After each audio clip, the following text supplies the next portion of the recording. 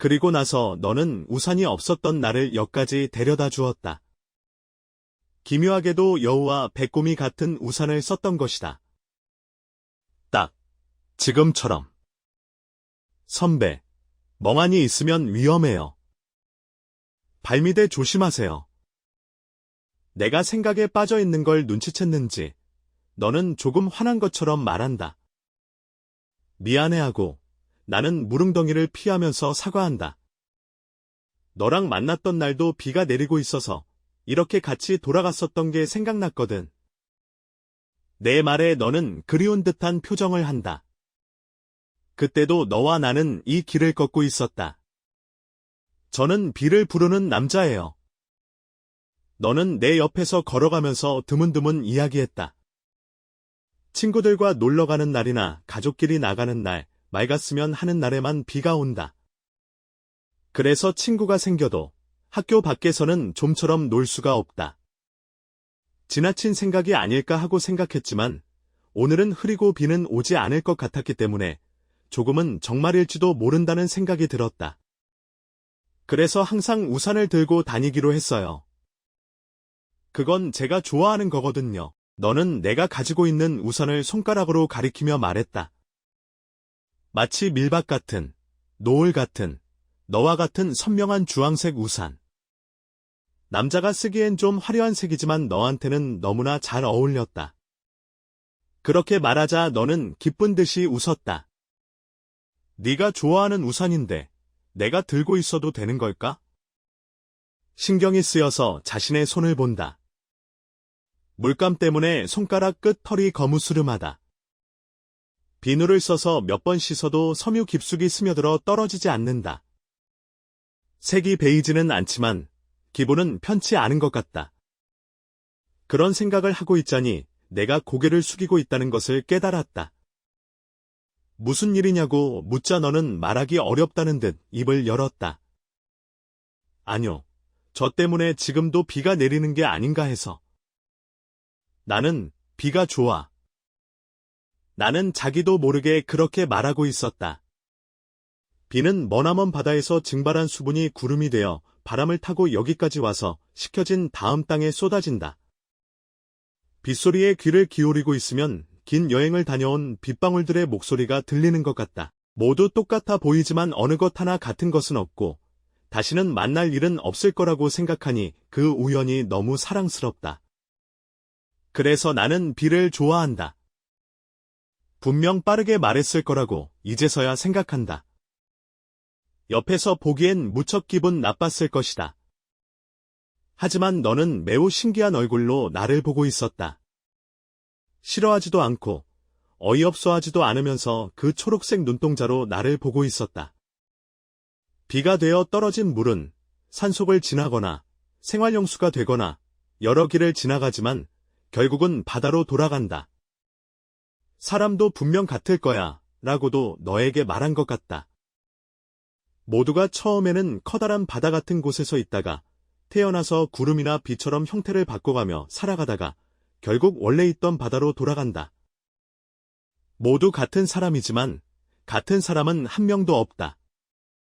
너와 내가 만난 것도 우연이지만 우연이 아닐지도 모른다. 나는 다른 사람과 이야기하는 일이 별로 없지만 너와 이야기하는 건 즐거워서 너에게 이런저런 이야기를 했다. 쉽게 꿈을 꾸고 금방 공상에 빠져버리는 게 나의 나쁜 버릇이다. 그래서 주변 사람들이 떠버리는 거지만 지금 생각해보면 얼굴에서 불이 날 만큼 부끄럽지만 너는 진지한 표정으로 들어주어서 나는 무척 기뻤다. 선후배라서가 아니라 내 이야기에 흥미를 보이는 것이 무엇보다도 기뻤다. 우리는 주택가를 빠져나가 간선도로로 나왔다. 보도는 넓고 걷기 좋다. 길 양쪽에는 편의점과 패밀리 레스토랑이 늘어서 있어 역에 가까워질수록 활기가 생긴다. 건널목 소리도 희미하게 들린다. 너의 발걸음이 왠지 모르게 느려진 것처럼 느껴진다. 내 소망이 그렇게 생각하게 만드는 것뿐일까? 너에게 물어보고 싶은 말, 너에게 하고 싶은 말이 많다. 하지만 나는 겁이 많아서 말을 꺼낼 수가 없다. 그런 나를 너는 어떻게 생각하고 있을까? 내가 활약해준 덕분에 미술부는 폐부의 위기를 면했다. 네가 데려온 건 모두 여자애들이었다. 게다가 내가 미술부에 들어갈 줄 알고 속은 꼴이었지만 그 사실을 알고도 어떻게든 머물러 주었다. 여자애들 때문인진 모르겠지만 미술 준비실에 틀어박혀 있던 고문 선생님도 묘하게 의욕을 내서 열심히 대생 지도를 하고 있었다. 나는 그런 일을 겪은 기억은 없어서 이 변태 교사라고 내심 생각하고 있었다. 볼거리가 있는 것은 좋은 일이지만 너는 말했던 대로 축구부에 들어갔지만 가끔 미술부에 얼굴을 내밀었다. 여자아이들에 대한 의리를 갖추는 동시에 어차피 경기에 나갈 수 없기 때문이라는 게 이유였다. 제가 시합에 나가는 날은 꼭 비가 내려요. 그래서 시합에도 못 나가고 응원하러 갈 수도 없어요. 내가 그렇게 얘기해 주었던 간 여름방학이었던 것 같다. 너는 책상에 걸터 앉아 내가 그림을 그리고 있는 것을 바라보며 이야기해 주었다. 축구부는 이번 봄에 들어간 1학년도 포함해서 체외 시합에 나가는데 너는 남아 있으라는 명령을 받았고 나는 평소처럼 미술실에서 그림을 그리고 있었다. 그런데도 축구부에 들어간 거야? 별로 재미없지 않아? 나도 모르게 그렇게 물어봤다. 딱히 나쁜 의도가 있어서 그런 건 아니고 순수하게 궁금했다. 배드민턴이나 탁구처럼 비가 와도 할 수 있는 부활동은 많이 있잖아? 그래도 전 축구가 좋아요. 너는 슬픈 듯이 웃는다. 좋아하는 것과 적성에 맞는 건 다르다. 아무리 노력해도 재능과 소질은 바뀌지 않는다. 그건 어떤 것을 하든 마찬가지다. 그렇지만 이런 오컬트 같은 이유로 좋아하는 것을 못하다니 너무하다. 내가 그렇게 말하자 너는 감사합니다 하고 조심스럽게 인사를 했다. 아마 너는 이런 대화를 몇 번이나 해왔을 것이다. 그래도 어쩔 수가 없다. 거기에는 채영과 비슷한 지친 표정이 있었다. 그건 그렇고 선배는 어디 안 가세요? 왜? 여름방학이잖아요. 17 처음이봐 마지막 여름인데 아무것도 안 할 거예요? 설마 계속 학교에서 그림 그리실 거예요? 딱히 갈 곳도 없고. 바다나 산이나 수영장은 어때요? 몸 움직이는 건 좋아하지 않아. 미술관이나 박물관은요? 사람들이 있는 곳은 좀 그런데. 노래방은요? 가본 적 없고 혼자서 가는 곳은 아니잖아. 선배. 혹시 친구 없는 건가요? 나는 하고 목구멍으로 신음소리를 냈을 뿐 거기에 대답을 하지 않았다. 내가 지적할 것도 없이 난 친구가 없다.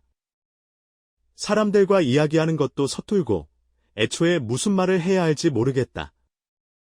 애니메이션이든 게임이든 텔레비전이든 모두가 열중하고 있는 것에 나는 흥미가 없고 내가 재미있다고 생각하는 것에 다들 매력을 느끼지 못한다. 쉬는 시간이 되면 책상에 엎드려 자는 것 같은 놈, 그게 나다. 너는 턱에 손을 얹고 무슨 생각을 하듯이 잠자코 있었다. 궁금해서 바라보고 있자 너는 고개를 들고 피식 웃었다. 그럼 지금부터 가지 않을래요? 가다니, 어딜? 그야 노래방이죠. 그치만 난 노래 같은 건. 노래 전혀 안 들으세요? 그런 건 아니지만. 그럼 됐네요. 뭐든 경험해봐야 하는 거예요. 가본 적이 있다는 것만으로도 자신감이 생긴다고요. 아니면? 저랑 같이 가는 거 싫은가요? 너는 갑자기 슬픈 표정을 짓고 나도 모르게 가슴이 철렁 내려앉았다. 그 얼굴은 언제나 상냥한 너에게서는 상상도 할 수 없을 정도로 슬픈 표정이라서 가슴이 조여오는 것 같아서. 그런 거 아니야. 가자. 노래방 가자. 내가 황급하게 그렇게 말하자 너는 안도한 듯 웃어주어서 나도 가슴을 쓸어내렸다. 좋은 일은 서둘러야 하는 법이라고. 나는 손을 씻고 물감 정리를 시작한다. 그런데 왜 노래방으로 가는 거야? 비도 즐길 수 있으니까요? 비. 그치만 오늘은 그때 창문 쪽에서 희미하게 소리가 났다. 조금 전까지만 해도 맑고 매미가 울고 있었는데 어느새 두꺼운 구름이 하늘을 뒤덮고 있고 비가 내리기 시작하고 있었다. 그것 봐요. 라고 말하고 너는 쓴웃음을 짓는다. 나는 멍하니 하늘을 바라보고 있었다. 너와 비는 때려야 뗄 수 없는 관계인 것 같다. 나는 처음으로 내가 불쌍하다고 생각했다. 영문 모를 징크스에 묶여 사소한 재미마저 빼앗기게 되어서 만약 내가 나랑 있는 것으로 조금이라도 마음을 달래줄 수 있다면 그건 너무나 기쁜 일이었다. 그런 생각이 드는 순간 마음속에서 따뜻한 것이 퍼져나간다. 무엇보다 그것이 무엇인지 그때 나는 알 수 없었다. 아, 맞다. 승강고에서 신발을 갈아 신고 있자 중요한 것을 깨달았다. 왜 그러세요?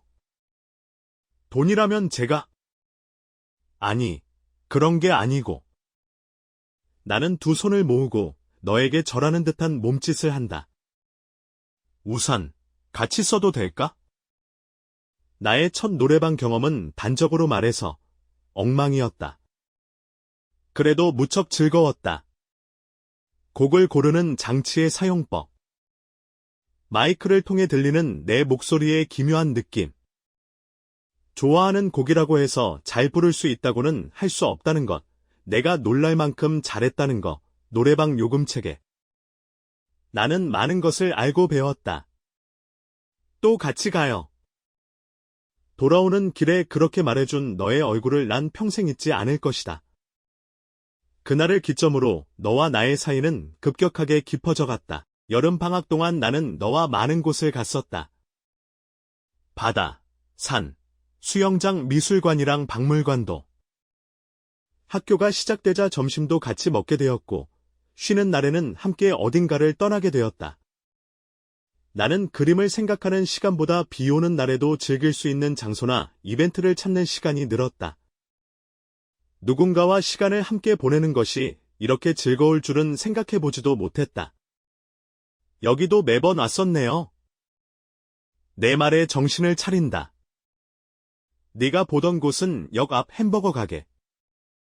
학교에서 돌아오는 길에 자주 들러 너와 이야기를 계속 언제까지고 했다. 지금도 기억나는 것은 가을도 깊어가던 어느 날이다. 역에 오면 이제 집에 가는 것뿐이지만 너랑 더 이야기하고 싶어서 쏜다고 해서 너와 함께 어울렸다. 선배, 그거 어떻게 된 거예요? 자리를 확보하고 있던 너는 내가 옮겨온 트레이를 보고 얼굴을 굳혔다. 나는 트레이에 시선을 떨어뜨리고 고개를 갸우뚱거린다. 한 장에 100g의 패티를 3겹 겹쳐놓은 메가 사이즈 햄버거가 3세 1사이즈의 감자튀김과 콜라가 둘씩. 사실은 기간 한정 스위트 포테이토 파이도 먹고 싶었지만 시간이 걸린다고 해서 울며 겨자 먹기로 포기했다. 미안. 역시 부족했으려나? 그 반대예요. 너무 많다고요. 왜 그렇게 많이 드세요? 그런가. 이 정도면 보통이라고 생각하는데. 학교 점심은 더 적게 나오잖아요. 오전 중이랑 오후 시간에 주먹밥 먹으니까. 제가 모르는 곳에서 그렇게. 너는 어이가 없었지만 배고파서 어쩔 수가 없다. 도시락을 빠르거나 늦게 먹는 경우는 흔하지 않고 운동부 애들 먹는 양은 더 많다. 같은 체격으로 비교하면 몇 끼 한 끼를 먹는 나는 소식한다고도 할 수 있다. 나는 얼른 봉지를 열고 마음껏 입에 넣는다. 육즙이 입안에 넘치고 치즈, 케첩, 겨자, 피클이 진하게 얽힌다. 남자 고등학생에게 필요한 것은 고기와 기름이라고 느끼는 행복한 시간이다. 요즘 엄마 시선이 내 배에 박혀서 힘들지만 지금은 신경 쓰지 않기로 한다. 그만큼 맛있다. 문득 너를 보니 햄버거를 든 채 나를 물끄러미 바라보고 있어. 2개를 먹어야 겨우 먹은 기분이 들어서 저녁 식사는 보통 수북하게 담아도 참을 수 있을 정도다. 뭐? 아, 남길 거면 내가 먹을게. 버리기가 아까워서 나는 내가 남긴 음식을 입에 집어넣었다. 너는 입을 떡 벌리고 내가 먹는 걸 바라보고 있었다. 선배는 운동부 들어갈 생각 없었나요? 내가 감자튀김을 먹고 있자 너는 의아한 듯한 표정으로 물었다. 뭐? 그치만 난 그림이 좋은데. 운동부 들어가도 그림은 그릴 수 있잖아요. 선배 체격이면 운동부에서 열렬하게 권유했을 텐데요. 아, 뭐. 그랬지. 실제로 입학 초에는 권유가 대단했다. 쉬는 시간이 되자 선배들이 교실까지 몰려와 내 몸을 치켜세우고 럭비니 유도니 하는 매력을 거침없이 얘기했고 급기야 선배들끼리 싸우기 시작했다. 너무 칭찬해주니까 나도 마음에 걸려서 꼬시는 대로 견학을 갔다. 하지만 가보고 알게 된 것은 내가 운동이나 체육계라고 불리는 것에 철저하게 적합하지 않다는 것이었다. 나는 소위 말하는 굼뜬 녀석이었다. 머리로 너는 트레이에 깔린 광고지를 쳐다보며 나와 눈을 마주치려 하지 않는다. 왜? 옷이나 신발 사이즈는 맞는 게 없고 밥 먹는 것도. 그건 선배가 가진 사람이라서 그렇게 말할 수 있는 거예요. 뭐? 어느 때보다 차가운 내 목소리에 나는 놀랐다. 동아리 이야기를 하고 나서 너의 모습이 조금 이상해서. 분명 내가 대답을 잘못했겠지만 뭐가 잘못됐는지는 모르겠다. 나는 너에게 미움받지 않으려고 필사적으로 할 말을 생각해낸다. 나처럼 커져도 축구를 잘하게 되는 건 아니라고 생각하는데. 그런 문제가 아니에요. 너는 고개를 들고 나를 보았다. 너는 그 멋진 얼굴을 일그러뜨리고 있었다. 억울할 것 같기도 하고 화가 났을 것 같기도 한 얼굴. 하지만 나한테는 그게 비를 내리기 직전의